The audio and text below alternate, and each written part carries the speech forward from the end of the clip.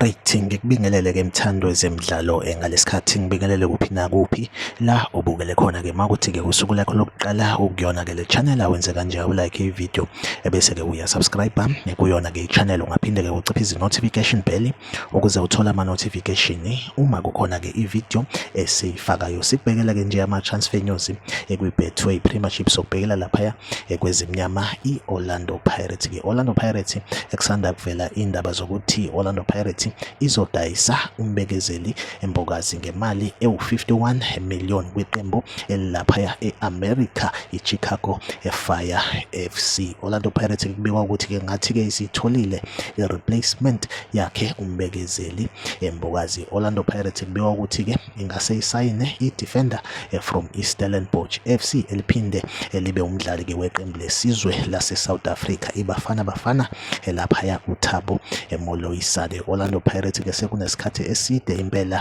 imfuna lo mdlali. Njengamanje Orlando Pirates ingase ivale isikhala esovulwa ukuhamba kwakhe umbekezeli embokazi. Yona update engiphethe njengamanje, like ivideo, usubscribe kuyona ke i-channel. Mina nawe ngizohleze ngikhona ngulethele ke ama-transfer news kuyona ke i-Betway Premiership. Okwamanje ke ivideo ethiwa sibambe la, nisale kahle.